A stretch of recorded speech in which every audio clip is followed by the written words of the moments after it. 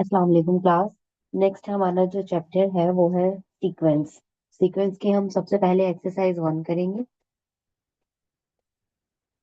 सबसे पहले तो सीक्वेंस एक्सप्लेन करते हैं कि सीक्वेंस क्या है। इसके नाम से ही पता चल रहा है कि there will be an arrangement of numbers. For example, अगर मेरे पास 1 3 इस तरह से नंबर है, 5 7 and up to so on, वो चलते जा रहे हैं आगे। ठीक है।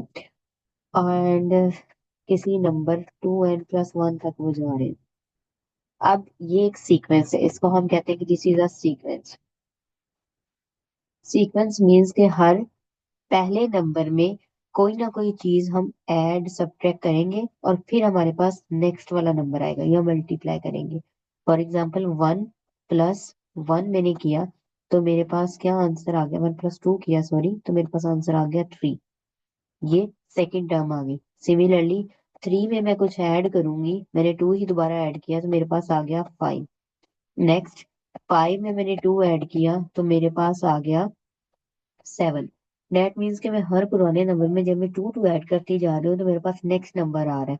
तो ये जो टू टू ऐड करने वाला प्रोसेस है ये एक सीक्वेंस जनरेट कर रहा है। सीक्वेंस का मतलब है कि उसमें नंबर एक अरेंजमेंट में होते हैं, हर एक नंबर के एक फिक्स, ये नंबर 2 ऐड करने से आ रहा है, ये भी 2 ऐड करने से आ रहा है, ये भी 2 ऐड करने से आ रहा है। अब फॉर एग्जाम्पल मैं एक और सीक्वेंस लिखती हूँ, 1 3 7 अप टू सो। अब ये फर्स्ट वाला नंबर 2 ऐड करने से आ रहा है, फिर इसमें नंबर आ रहा है 4 ऐड करने से। ठीक है। अब मैं जो इससे नेक्स्ट वाला नंबर लिखूंगी वो मैं लिख लेती हूँ 15। तो नेक्स्ट वाला जो नंबर है वो 8 ऐड करने से आ रहा है। डेट मीन्स के पहले 2 की पावर 1 ऐड की मैंने, उसके बाद 2 की पावर 2 ऐड की विच इज 4, फिर 2 की पावर 3 ऐड की विच इज 8। तो डेट मीन्स के हर मुझे जब अगला नंबर चाहिए, अब 15 से आगे वाली टर्म कैसे पता चलेगी, क्योंकि मैं क्या करूंगी 15 में 2 की पावर 4 ऐड कर दूंगी, तो मेरे पास नेक्स्ट वाला नंबर आ जाएगा। फिर जो आंसर आएगा उसमें 2 की पावर 5 ऐड कर देंगे। सो अगर हमें सीक्वेंस का ऑर्डर पता चल जाए कि किस तरह से चीजें बिहेव कर रही है, तो हम पूरी की पूरी सीक्वेंस जनरेट कर सकते हैं। ठीक है। अब ये जो सीक्वेंस है इसमें फ्यू थिंग्स हैं जो आपको अंडरस्टैंड करने की जरूरत है। पहले वाली सीक्वेंस ही मैं लेती हूँ। इसमें जो सबसे पहली टर्म लिखी हुई है उसको जरा गौर से देखें। इसको हम कह सकते हैं कि दिस इज A1, पहली टर्म को। This is A2। ये जो ए मैंने चूज किया ना, ये आप कुछ भी चूज कर सकते हैं, कोई भी अल्फाबेट चूज कर लें। यूजली जो है वो हम सीक्वेंस को ए आईज में लिखते हैं, तो इसलिए मैंने ए चूज कर लिया। इसको A3 कह सकते हैं। डेट मीन्स के हर आगे आने वाली टर्म A4 अप टू सोन, ये वाली मुझे नहीं पता ये कितनी टर्म है, तो मैं उसको कह देती हूँ AM। ये जो नीचे लिखा है ना, इसका मतलब है ये फर्स्ट टर्म है, 2 मीन्स सेकेंड टर्म है, 3 मीन्स थर्ड टर्म है, और ये इस nth का मतलब है AN मीन्स के हम ये सीक्वेंस की nth नंबर पे टर्म है। वो n कुछ भी हो सकता है ना, 100 भी हो सकता है। ओके। नेक्स्ट हम चलते हैं, अगली एक्सरसाइज की तरफ चलते हैं। एक्सरसाइज का सबसे पहला क्वेश्चन है मेरे पास, write the first 4 terms of the following sequence if. अब हमें गिवन ये है कि AN इज इक्वल टू है 2n-3 के। हमने इसकी फर्स्ट 4 टर्म्स फाइंड आउट करनी है। तो फर्स्ट 4 मीन्स के हमें क्या चाहिए, A1 A2 A3 and A4 find करना, राइट। अब यहाँ पे है n, इस n की जगह अगर मैं 1 पुट कर दूं तो मेरे पास A1 नहीं आ जाएगा। जहां जहां n है वहां आप 1 पुट कर दें, -3। सो 2 - 3 विच गिव्स मी -1। सो उसकी जो फर्स्ट टर्म निकली है डेट इज -1। ठीक है। अब अगर मुझे सेकेंड टर्म निकालनी है तो जहां n है उसकी जगह 2 पुट कर दी। सो A2 आ गया which equals to 2 × 2 - 3, 4 - 3 which gives me 1। So A2 मेरे पास आ गया +1। Similarly, and when we put n is equals to 3, we get A3 is equals to 2 × 3 + 3, 6 + 9। Okay, ये -3 है, सॉरी, यहाँ पे प्लस नहीं है माइनस है। ओके चलें, इधर खुद ही एज्यूम कर लेते हैं कि यहाँ पे माइनस है। ठीक है। 6 - 3 which gives me 3। So A3 मेरे पास क्या आ गया, 3 आ गया। Similarly fourth and last term, n को 4 पुट करें, A4 2 × जहां n है जस्ट उसकी जगह 4 पुट करना है हमने, which gives me 8 minus 3, so A4 is equal to 5। तो मेरे पास सीक्वेंस क्या बनी, सीक्वेंस को मैं एक दफा फाइनली लिख देती हूँ। First term is -1, then 1, 3, 5 and up to so on, ये चलती जा रही है कहाँ तक, 2n-3 तक। यहाँ पे एंड पे हम लिखते होते हैं nth टर्म हमेशा। सो ये टर्म, ये सीक्वेंस की फर्स्ट 4 टर्म्स है और ये वाली आ गई है मेरे पास nth टर्म, राइट। तब जब भी आपको, अब यहाँ से आपने एक कंक्लूजन कंक्लूड करना है। जब भी आपको गिवन होगी nth टर्म, तो आप उससे सीक्वेंस की कोई भी टर्म फाइंड कर सकते हैं। ठीक है, कैसे, एन की जगह वो नंबर पुट करके कोई भी टर्म फाइंड की जा सकती है। दैट मीन्स कि ये जो nth टर्म है ये बड़ी इंपॉर्टेंट है। अगर हमें ये पता होगी तो पूरी की पूरी सीक्वेंस हमें पता चल जाएगी। ठीक है, अब हम नेक्स्ट चलते हैं कुछ और क्वेश्चंस की तरफ। ओके, इसका क्वेश्चन नंबर एंड वाला करते हैं, 10। ए एन गिवन है मेरे पास 1/a प्लस n-1 और साथ आ गया d। ठीक है, डी से परेशान नहीं होना, डी एज इट इज रहेगा। ए से भी परेशान नहीं होना आपने, हमें अपना सिंपल सा काम करना है। पुट करें एन को 1, A1 is equal to 1/a, वैसे का वैसे ही, सिर्फ n की जगह 1 आ गया। सो डी, ये 1 1 के साथ कैंसिल आउट हो गया तो 1/a आ गया। जब मैंने n को 2 पुट किया तो मेरे पास क्या आ गया, A2 which equals to 1/a plus 2-1d, 1/a plus d। Okay, 2-1 1 आ गया। So when we put n is equals to 3, it gives me A3 1/a plus 3 minus 1 and साथ d आ गया, which gives me a plus 2d। अब मैं इससे जो है वो डायरेक्ट अगली टर्म भी बता सकती हूँ। अगर मैं इनको ना भी 4 पुट करूँ, date will be 1/a plus 3d, ये आप भी बता सकते हैं। इससे नेक्स्ट वाली टर्म क्या होगी, a प्लस 4d। तो ये सारी की सारी सीक्वेंस आ गई। एट द एंड आपने एक दफा सीक्वेंस लिख देनी है, 1/a plus d, 1/a plus 2d and 1/a plus 4d and up to so on, ये चलती जा रही है कहाँ तक, 1/a plus n-1 into d तक। ठीक है, so this is the last and the final term. अब हम आते हैं, ओके, क्वेश्चन नंबर 9 भी मैं करवा देती हूँ। देखने में थोड़ा सा डिफरेंट लिखा हुआ है बट उसमें ऐसी कोई चीज है नहीं। ए एन गिवन है 9th में, A N is equal to n+1 an-1, और मेरे पास A1 उसने सेपरेट दिया हो विच इक्वल्स टू 1। ठीक है, ओके, A1 उसने सेपरेट इसलिए दिया कि मुझे A1 ऑलरेडी पता है। तो अब आपने n इज इक्वल्स टू 2 से स्टार्ट करना है, क्योंकि 1 तो आपको पता है ना ऑलरेडी। सो A2 पुट करेंगे जहां जहां n है, 2+1 A2-1, which gives me 2+1 3, A2-1 1। So 3 times A1 की वैल्यू यहाँ पुट करें, 3 आ गया। A2 इज इक्वल्स टू आ गया 3 के। अब हम चलते हैं A3 की तरफ, जहां n है वहां मैंने 3 पुट कर दिया, A3-1, 3+1 4, 3-1 2, सो A2 आ गया। अब 4 और A2 की जगह वैल्यू आई थी 3, which gives me 12। Last and final n is equals to 4, so यहाँ पे 4+1 आ गया and A4-1, 4+1 5 and 4-1 3, A3। So 5 into 12 which gives me 60। तो मेरे पास सीक्वेंस की टर्म्स क्या आ गई, 1 3 12 60 एंड अप टू सो। और आप कहाँ तक, n टर्म तक, n+1 an-1 तक। ठीक है, अब आप नोटिस कर रहे हैं ये वाली टर्म यहाँ से कैसे है, जब मैंने 3 से मल्टीप्लाई किया, फिर 3 को 4 से मल्टीप्लाई किया, फिर 12 को 5 से मल्टीप्लाई किया। अब अगली टर्म अगर आपने फाइंड करनी है तो आप इसको 6 से मल्टीप्लाई करेंगे, फिर अगली टर्म के लिए 7 से। तो डेट मीन्स कि एक एक नंबर बढ़ा के जैसे मल्टीप्लीकेशन हो रही है तो अगली सीक्वेंस आ रही है मेरे पास, राइट। अब हम चलते हैं क्वेश्चन नंबर 2 की तरफ। Find the indicated terms of the following sequence. Okay, अब मेरे पास सीक्वेंस गिवन है 2 6 11 17 और अप टू सो, और ये जा रहा है 7 तक। अब उन्होंने ये कहा है कि आपने A7 फाइंड करना है। सीक्वेंस की कुछ फर्स्ट वाली टर्म्स दी हुई है और हमने कुछ आगे जाके वो टर्म एक फाइंड करनी है। अब A1 दिया हुआ है, A2 गिवन है, A3, A4, उसके बाद A5 नहीं पता, A6 भी नहीं पता हमें, और हमने A7 फाइंड करना। ठीक है, तो A7 तक पहुंचने से पहले हमें देखना पड़ेगा कि क्या सीक्वेंस यहाँ फॉलो हो रही है, फिर ही हम अगली टर्म्स निकाल सकेंगे ना। तो अब अगर आप A1 एज्यूम करते हैं विच इज 2, ये कि हमें ऑलरेडी गिवन है, A2 कैसे आ रही है?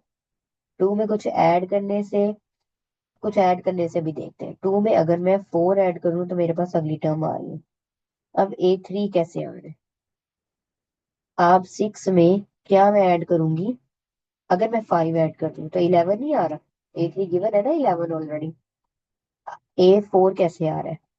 11 में मैं 6 ऐड कर दूं तो मेरे पास क्या आ रहा है? 17। A4 आ गया। अब इससे आप A5 भी निकाल सकते हैं। यहाँ देखें क्या क्या ऐड हो रहा है। पहले 4 ऐड हुआ, फिर 5 ऐड हुआ, फिर 6। दैट मीन्स के पिछली टर्म में एक बढ़ा के नंबर ऐड हो रहा है। A5 कैसे आएगा? 17 में अब क्या ऐड करेंगे? यहाँ 6 ऐड हुआ तो 7 ऐड होगा। 17 में जब 7 ऐड हुआ विच गिव्स मी 24। अब A6 कैसे आएगा? 24 में क्या ऐड करेंगे? सॉरी 24 है यहाँ, ऑब्वियसली यहाँ 7 ऐड किया था तो यहाँ 8 ऐड करेंगे हम। That will give me 32। अब लास्ट एंड फाइनल जो हमें रिक्वायर है 27, सॉरी A7 है। और 32 में लास्ट वाली की टर्म क्या थी? 32, उसमें क्या ऐड करेंगे? 9। इससे एक ज्यादा ऐड करना है ना उसमें, विच गिव्स मी 41। सो A7 का जो आंसर है विच इज 41। सो A7 आ गया। तो हमने क्या किया? हमने जस्ट ये एक अरेंजमेंट देखी है कि कौन सी अरेंजमेंट फॉलो हो रही है। ये जो पहली 4 टर्म्स आई हैं ये कैसे आई है? तो जैसे ये आई होंगी अगली टर्म्स भी सेम उसी पैटर्न पे आएंगे। तो आपने जस्ट पैटर्न को समझना है इसमें, सीक्वेंस को अंडरस्टैंड करने के लिए। ठीक है, अब हम इसके इसके एक दो क्वेश्चन और करते हैं तो डेट आपको अच्छी तरह क्लियर हो जाए। ओके, ये थर्ड वाला करते हैं। 1, 3/2, 5/4 एंड 7/8। एंड हमारे पास हमने फाइंड करनी है, इसमें भी A7 फाइंड करनी है। ठीक है, फर्स्ट वाली कुछ टर्म्स उसने ऑलरेडी गिवन की है। So this is A1। A2 हमारे पास है 3/2। अब हमें इसकी सीक्वेंस देखनी है। अब 1 में तो आप 3/2 भी ऐड कर सकते हैं, लेकिन इसकी सीक्वेंस जनरेट करने के लिए आप पहले इसको समझें। ये 2 है इधर, ये 2 से दोबारा मल्टी, यहाँ 2 है, यहाँ 2 की पावर 2 है, यहाँ 2 की पावर 3 है। ठीक है, सेम उसी तरह या ऐसे कर सकते हैं, इसको दूसरी तरह समझो। मैं इधर दोबारा लिख रही हूँ। 2 है पहले नीचे वाले के लिखा हुआ। ठीक है, उसके बाद यहाँ क्या लिखा है? 2 को दोबारा 2 से मल्टीप्लाई किया। यहाँ क्या लिखा है? 4 को मल्टीप्लाई करेंगे 2 से। अगर इसके आगे कोई टर्म होती वो क्या होनी थी? 8 को मल्टीप्लाई करना था 2 से। तो डेट मीन्स के नीचे क्या सीक्वेंस चल रही है? ऊपर नीचे अलग अलग सीक्वेंस देख लेते हैं। नीचे 2 से मल्टीप्लाई हो रही है हर पिछली टर्म। ऊपर क्या सीक्वेंस फॉलो हो रही है? ऊपर 3 में, ओके, 1 में 2 ऐड हुआ तो मेरे पास 3 आ गया। 3 में मैं 2 ऐड करूंगी तो 5 आ जाएगा। 5 में 2 ऐड करूंगी तो 7। डेट मीन्स के ऊपर 2 ऐड हो रहा है और नीचे 2 मल्टीप्लाई हो रहा है। तो हम क्या लिख सकते हैं? 1 के बाद ऊपर 2 ऐड हो रहा है और नीचे 2 क्या हो रहा है? मल्टीप्लाई। तो 1 के साथ 2 मल्टीप्लाई कर दिया तो मेरे पास क्या A2 क्या गिवन है? 3/2 आ गया। 3/2। अब नेक्स्ट A3 की तरफ चलें जरा। अब A3 ये मेरे पास गिवन है। ऊपर क्या सीक्वेंस हमने फॉलो की? 2 ऐड करना है, नीचे 2 मल्टीप्लाई करना है। So this gives me 5/4। यही गिवन है ना हमें। A4 क्या था हमारे पास? ऊपर 2 ऐड करना है और नीचे 2 मल्टीप्लाई करना है, विच गिव्स मी 7/8। नेक्स्ट A5 पे आ जाए। अब आपको सीक्वेंस समझ आ चुकी है। ऊपर 2 ऐड करेंगे, नीचे 2 मल्टीप्लाई करेंगे हम, तो ये क्या आ जाएगा? 9/16 आ जाएगा। ये तो A5 है। उसके बाद A6 कैसे आएगा? 9 + 2 और नीचे 16 × 2 आ गया। सो क्या आ गया? 11/32 आ गया। और A7 जो हमने फाइंड करना था, 11 + 2 डिवाइडेड बाय 32 × 2। सो मेरे पास क्या आ गया? 13/64। दिस इज A7 और यही हमने फाइंड करनी है। ठीक है, तो आपने जस्ट सीक्वेंस का ध्यान रखना है, बाकी चीजें हो जाएंगी। ओके, जो रेस्ट ऑफ द क्वेश्चंस हैं वो इजी है बिल्कुल, वो आपने खुद करने। अच्छा, सेकंड वाला मैं आपको बता देती हूँ, जो बाकी है ना वो आप कर लेंगे इजीली। सेकंड वाला एक दफा देख लें। 1 है, 3, ओके ये तो हमने पहले भी किया डिस्कस। अब तो सोन ए आपने 6 फाइंड करना है, ये सीक्वेंस की है ना। 1 को 3 से मल्टीप्लाई करें, 3 को किससे मल्टीप्लाई किया था, 4 से, ये भी कुछ देर पहले डिस्कस हुई है। 12 को किससे मल्टीप्लाई किया कि 60 आ जाए 5 से, डेट मीन्स कि 60 को आगे मैं 6 से मल्टीप्लाई करूंगी। तो 60 को जब हम मल्टीप्लाई करेंगे 6 के साथ, तो मेरे पास आंसर आ जाएगा 360, विच विल बी A5। ये A4 तक है ना 60 तक, तो A6 कैसे आएगा, इससे अगली टर्म 7 से मल्टीप्लाई करके, 360 को मल्टीप्लाई करेंगे आप 7 के साथ, तो मेरे पास आ जाएगा 25 20।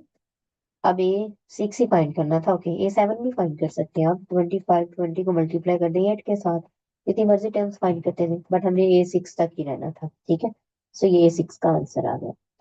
ओके, अब लास्ट वाली जो है क्वेश्चन, उसमें भी हमने सीक्वेंस जज करनी है कि अगली दो टर्म्स फाइंड करनी है सीक्वेंस की। पहली कुछ टर्म्स हमें दी हुई है, अगली टर्म्स हमने फाइंड करनी है। सो क्वेश्चन है हमारे पास 7 9 12 16 and up to so on, ये चार टर्म्स दी है। आपने A5 उसके बाद और A6 फाइंड करनी है, नेक्स्ट टू टर्म्स उन्होंने कहा फाइंड करनी। ठीक है, अब आपने जस्ट सीक्वेंस का ध्यान रखना है। 7 में 2 ऐड किए तो 9 आ गया, उसके बाद 2 ऐड करने से 12 नहीं आता, 3 ऐड करने से 12 आता है, फिर 4 ऐड करने से 16 आता है। ठीक है, तो इसका मतलब है कि A5 कैसे आएगा, इससे अगले वाली टर्म में क्या ऐड करेंगे 5, तो 16 में हम 5 ऐड करेंगे तो अगली टर्म आ जाएगी हमारे पास। 16 में 5 ऐड किया, विच गिव्स अस 21। उसके बाद उससे नेक्स्ट वाली टर्म क्या आएगी, A6 है, 21 में हम ऐड करेंगे क्या 6, तो मेरे पास आ गया 27। तो आपने जस्ट एक पैटर्न नोटिस करना है और आपका काम हो गया। ठीक है, इसका पार्ट नंबर 3 में आपको करवा देती हूँ, बाकी आपने रेस्ट जो है ना वो खुद ही कर लेने हैं। 12 एंड 40 एंड आपको सो ये चलते जा रहे हैं। ठीक है, ओके। अब यहाँ पे देखें जरा, पिछली टर्म को किससे मल्टीप्लाई करूं कि मेरे पास अगली टर्म आ रही है। -1 को मल्टीप्लाई करूंगी, ऐड करने से ना मेरे ख्याल से यहाँ पैटर्न बनेगा नहीं। देखो, 2 को मैं किस 6 से मल्टीप्लाई करूंगी तो 12 आ जाएगा, 12 को किससे मल्टीप्लाई करूंगी कि 40 आ जाएगा। सर ये ऐड करूंगी। अगर हम एडिशन का पैटर्न देखें, जैसे हमने लास्ट क्वेश्चन में कुछ में देखा है, तो 2 को कि 6 से मल्टीप्लाई किया तो 12 आ गया। उसके बाद ओके, हम ऐड का पैटर्न देखने वाले थे। 2 में हम क्या ऐड करेंगे, 12 आ गया 10। उसके बाद 12 तो आ गया, 12 में मैं क्या ऐड करूंगी, मेरे पास 40 आ जाए, ये कोई पैटर्न नहीं बनेगा हमारे पास। हम मल्टीप्लीकेशन की तरफ चलते हैं जरा। मल्टीप्लीकेशन में देखिए, -1 को मैं किससे मल्टीप्लाई करूं कि मेरे पास 2 आ जाए। ओके, ठीक है, -1 को मल्टीप्लाई किया आपने 2 के साथ, तो मेरे पास आ गई अगली term 2, this is A2। A3 में क्या करूंगी मैं, 2 को मल्टीप्लाई करूंगी अगर मैं 6 के साथ, तो मेरे पास आ जाएगा, मुझे लग रहा है कि इस सीक्वेंस में थोड़ी सी गड़बड़ है। Let me clear it out.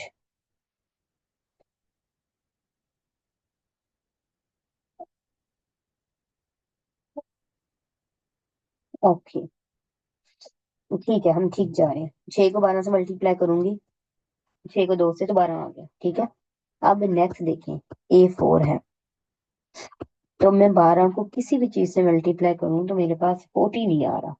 That means कि ये हम सीक्वेंस जो है वो इस तरह से बिहेव नहीं करेगी। अब हमें कुछ और सोचना पड़ेगा जो हमें ये वाली सीक्वेंस देगा। तो हर दफा जो है वो पिछली सीक्वेंस को अगली सीक्वेंस से मल्टीप्लाई करने से चीजें नहीं आ। तो अब यहाँ पे क्या कर सकते हैं, सबसे पहले तो हम इसकी फर्स्ट वाली टर्म देखेंगे, A1।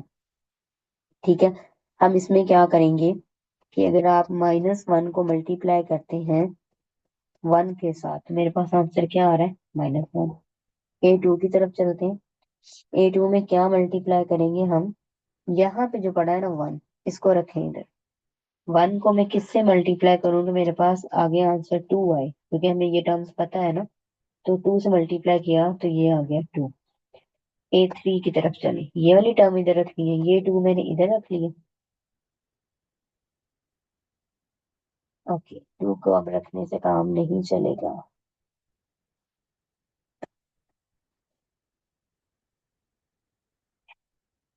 यहाँ पे अगर मैं रखूं 3 और यहाँ पे रखूं 4, तो मेरे पास आ गया 12।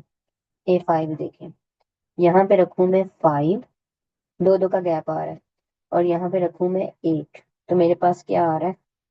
14। A6 कैसे आएगा मेरे पास? यहाँ पे ऑब्वियसली मुझे 7 रखना पड़ेगा, और यहाँ पे क्या रखना पड़ेगा? 16। तो ये आ गया 112। डेट मीन्स के यहाँ जो टर्म आ रही है वो पहले मैंने 2 से मल्टीप्लाई किया, यहाँ जो टर्म आ रही है फिर मैंने इसको 2 से मल्टीप्लाई, यहाँ जो आ रहा है फिर 2 से मल्टीप्लाई किया। अब यहाँ दो दो ऐड हो रहा है, 2 ऐड हुआ 3 आ गया, 2 ऐड हुआ 3 5 आ गया, इसमें 2 ऐड हुआ तो 7 आ गया। तो अब इसकी जो सीक्वेंस हम आपने फॉलो की है वो ये वाली है कि यहाँ दो दो ऐड करेंगे और यहाँ दो दो मल्टीप्लाई करेंगे। सो इस क्वेश्चन को करवाने का मेन मोटिव ये था कि आप हर दफा, पिछली टर्म को मैंने किसी से मल्टीप्लाई नहीं किया, मैंने 2 को किसी से मल्टीप्लाई नहीं किया। अब जब आपने अगली टर्म फाइंड किया तो उसमें 3 4 से मल्टीप्लाई हो रहा है। सो हर एक दफा ऐसे नहीं होगा कि आप पिछली टर्म को अगली से मल्टीप्लाई करेंगे किसी नंबर से तो अगली टर्म आ जाएगी। सो यहाँ पे सीक्वेंस बिल्कुल डिफरेंट जनरेट हो रही है। वैसे ये कोई एक्सरसाइज में ये एक ही तरह का क्वेश्चन है, तो इसकी बार बार आप प्रैक्टिस करें, ये क्लियर हो जाएगी। ठीक है। इसके अलावा कोई बात आपको नहीं समझ आई तो आप कमेंट सेक्शन में पूछ सकते हैं। ठीक है। अब हम नेक्स्ट एक्सरसाइज की तरफ अपने नेक्स्ट लेक्चर में चलेंगे। ओके। अल्लाह हाफिज।